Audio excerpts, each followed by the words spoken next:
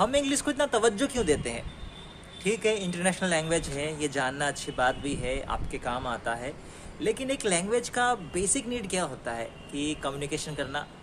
अगर वो दूसरे लैंग्वेज में भी हो जा रहा है तो प्रॉब्लम क्या है? अगर हम कुछ इंग्लिश में बोलते हैं तो वो बहुत कूल लगता है, उसी को अगर हिंदी में या अपनी मातृभाषा में बोल दो तो काफ़ी एक जाहिल जैसा कोई बात कर रहा है, ऐसा क्यों लोगों को लगता है? जज क्यों कर लेते हैं ऐसा? हाँ, और इतना ही नहीं, मुझे भी कुछ ऐसा है कि हाँ, अगर भले ही कूल नहीं लग रहा है तो ठीक ठाक ही लगता है। जैसे कि अभी मेरी हाल ही में कुछ आदत हो गया है, जब मैं सरप्राइज़ हो जाता हूँ दोस्तों के साथ, जब बात कर रहा होता हूँ तो सरप्राइज़ होते वक्त या फिर कुछ ऐसा न्यूज़ मिल जाता है जिसकी मुझे एक्सपेक्टेशंस नहीं थी, तो मैं कह देता हूँ कि फक मी अप।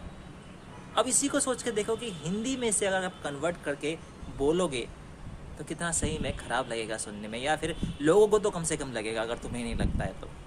अब हाल ही में ये हुआ कि मेरे एक दोस्त से मेरे कई सालों के बाद बात हुई, तो उसके बारे में मुझे इतनी खबर नहीं थी, तो ऑब्वियसली तो जब मुझे ये पता चला कि हाल ही में उसकी शादी हुई है तो मेरे मुंह से यही निकल गया, फक मी अप।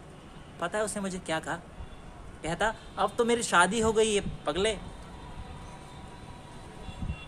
बीवी को छोड़ के तेरे साथ नहीं होगा। और जाने लगा, वापस आया। पता वापस आके मुझे क्या कहता है? अगर 2 साल पहले कहा होता फिर भी ठीक था। मेरे ज़ुबान से बस यही निकला, भाभी खतरे में है।